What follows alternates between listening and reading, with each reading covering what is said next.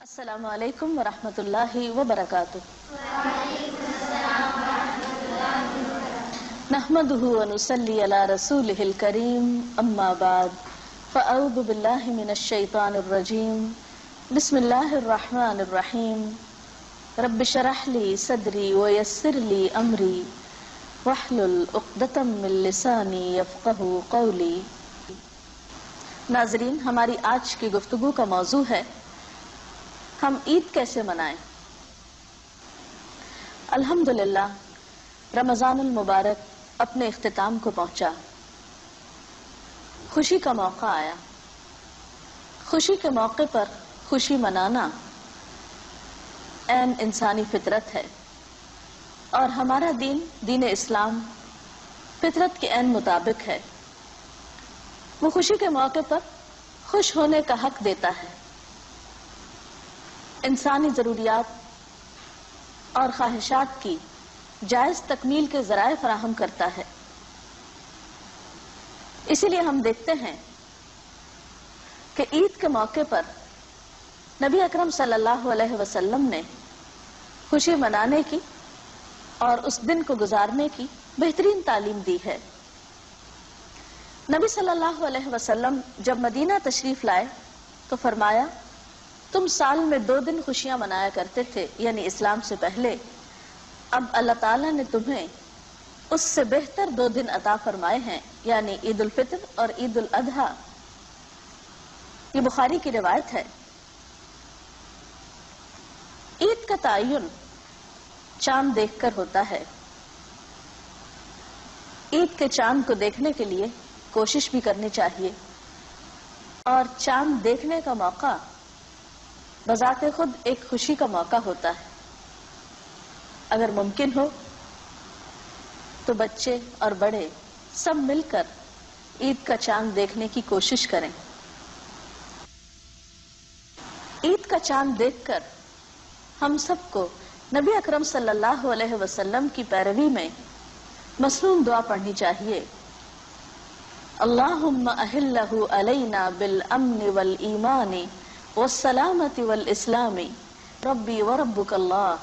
اس کا ترجمہ ہے، اے اللہ، یہ چاند ہم پر امن اور ایمان اور سلامتی اور اسلام کے ساتھ نکال۔ اے چاند، میرا اور تیرا رب اللہ ہے، یعنی اسی نے مجھے پیدا کیا اور اسی نے تجھ کو پیدا کیا۔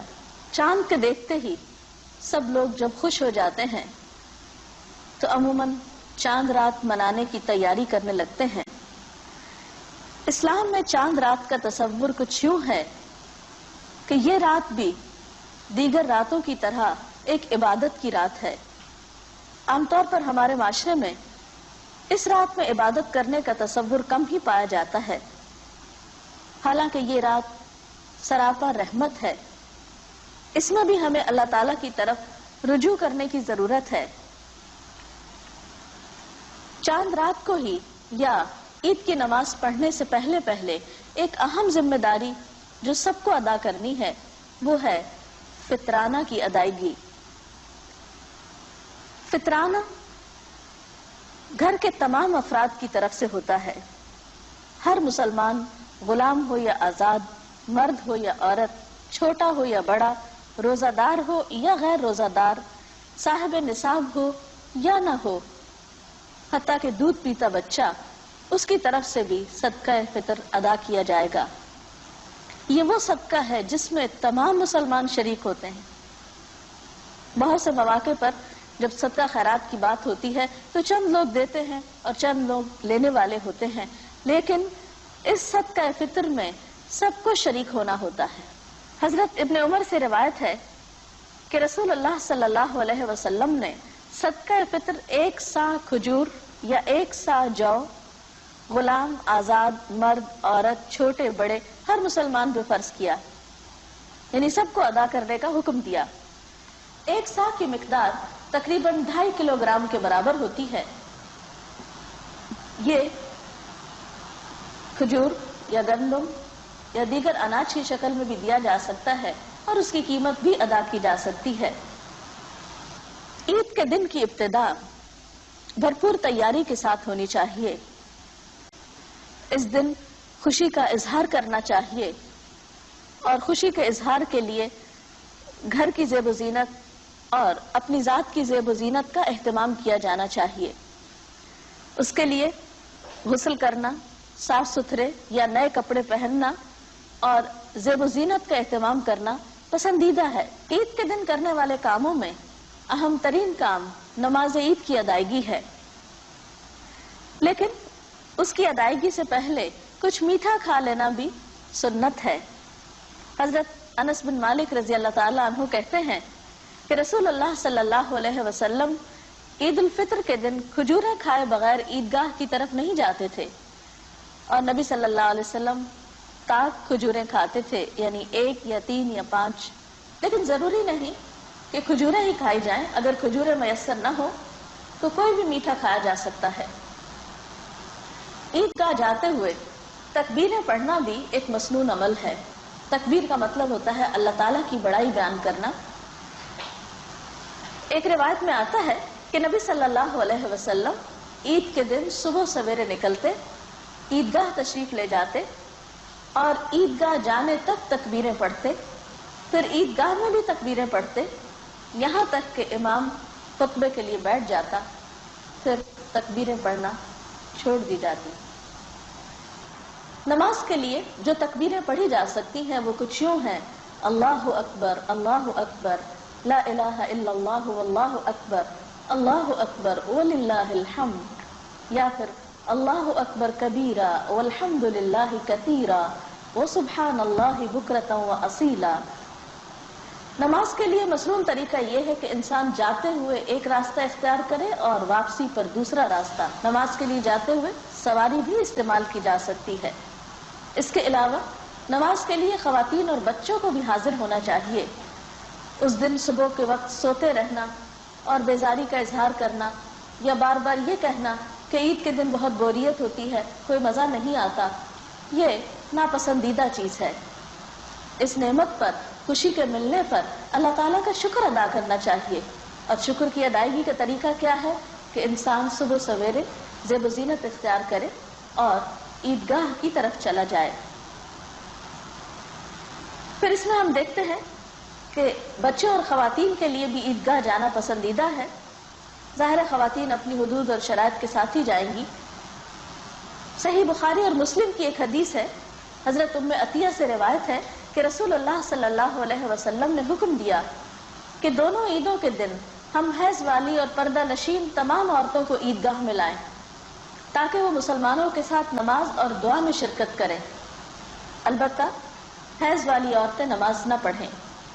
تو اس سے پتہ چلتا ہے کہ جن عورتوں کو نماز نہیں پڑھنا وہ بھی وہاں جا کر دعا میں شریک ہو سکتی ہیں۔ عید کا دن باہم ملاقات کا دن بھی ہے۔ باہم ملاقات کرنے سے مسلمانوں میں آپس میں ہمدردی اور محبت کے جذبات پیدا ہوتے ہیں۔ اس وقت ملاقات کرتے وقت تقبل اللہ منا ومنکم کی دعا دی جا سکتی ہے کہ اللہ تعالی ہمارے اور تمہاری نمازیں، روزے اور دعائیں قبول فرمائے۔ پھر اسی طرح عید سے واپسی پر مزید خوشی کا اہتمام کیا جا سکتا ہے۔ مثلا ہم صحیح بخاری میں دیکھتے ہیں، حضرت عائشہ رضی اللہ تعالی عنہا سے روایت ہے کہ کچھ حبشی نیزوں سے عید کے دن مسجد میں کرتب دکھا رہے تھے۔ حضور صلی اللہ علیہ وسلم کے پیچھے میں انہیں دیکھ رہی تھی۔ حضرت عمر نے ان کو ڈانٹا، لیکن حضور صلی اللہ علیہ وسلم نے فرمایا عمر جانے دو، اور ان سے کہا اے بنی ارفدہ تم بے فکر کھیلو۔ اسی طرح حضرت عائشہ کا بیان ہے کہ عید کا دن تھا، کچھ لونڈیاں بیٹھی دف بجا رہی تھیں اور جنگ بعث کے متعلق اشعار گا رہی تھیں۔ اتنے میں حضرت ابوبکر تشریف لائے اور فرمایا نبی صلی اللہ علیہ وسلم کے گھر میں گانا بجانا؟ نبی صلی اللہ علیہ وسلم نے فرمایا ابوبکر رہنے دو، ہر قوم کے لیے عید کا ایک دن ہوتا ہے اور آج ہماری عید کا دن ہے۔ تو اس سے پتہ چلتا ہے کہ خوشی کے موقع پر خوشی منانا یہ بھی اسلامی طریقہ ہے، لیکن عموماً ہمارے ہاں عید کے موقع پر خوشی منانے کا تصور ختم ہوتا چلا جا رہا ہے۔ خواتین زیادہ تر کھانا پکانے میں مصروف رہتی ہیں، صبح کے وقت عام طور پر بچے سوئے رہتے ہیں یا پھر رات کو بہت دیر تک جاگتے رہتے ہیں، بازاروں میں گھومتے پھرتے رہتے ہیں، اور اس میں بھی بسا اوقات ایسی حرکات دیکھنے میں آتی ہیں کہ جو پسندیدہ نہیں۔ رمضان بھر روزے رکھ کر عید کی رات کو तकवा के खिलाफ काम करना इस्लामी अखलाक का हिस्सा नहीं हो सकता। हमें ऐसी तमाम चीज़ों से परहेज करना चाहिए जो अल्लाह ताला को नापसंद हो, क्योंकि आमतौर पर देखने में आया है कि बाजारों में बसा औकात खवातीन को तंग किया जाता है, या आवाज़ें कसे जाते हैं, या गैर ज़रूरी तौर पर घुमा फिरा जाता है। इन चीज़ों का खुशी मनाने से कोई ताल्लुक नहीं। इस्लाम में खुशी मनाना भी बावकार तरीके से है। फिर इसी तरह बाज़ औक़ात ये भी देखने में आया है कि खुशी मनाने के लिए हम जो कपड़े पहनते हैं या जेवर पहनते हैं तो उनमें कंपटीशन शुरू हो जाता है, बाहम मुकाबलाबाजी की कैफियत होती है। इस वजह से भी खुशी बसा औकात हसद में तब्दील हो जाती है। हमें इस बात का तो हक दिया गया है कि हम नेमत का इजहार करें, अच्छा पहने, अच्छा खाएं, लेकिन इस बात की इजाजत नहीं दी गई कि हम अपनी नेमत का इजहार इस तरह करें कि दूसरे की तहकीर हो या दूसरा तकलीफ में मुब्तला हो, या सिर्फ अपनी खुशी का ख्याल रखें और दूसरों को भूल जाएं। इस मौके पर यानी रमज़ान के अलावा इस मौके पर भी अपने अजीज़ों दोस्तों को याद रखना, ज़रूरतमंद लोगों को याद रखना, उनकी ज़रूरियात का ख्याल रखना, ये भी हमारे फ़राइज़ में शामिल है। हकीकी खुशी तो वो खुशी होती है जिसमें सब शरीक हों, सिर्फ अपनी खुशी का ही नहीं दूसरों की खुशी का भी ख्याल रखा जाए। अल्लाह करे कि आप सब की ये ईद हकीकी खुशियों की ईद हो और आप इसमें खूब खूब इंजॉय करें। व आखिर दावाना अनिल हम्दुलिल्लाहि रब्बिल आलमीन। नाज़रीन, इसके साथ ही हमारे आज के इस प्रोग्राम का वक्त ख़त्म होता है। आपसे इजाज़त चाहते हैं। अल्लाह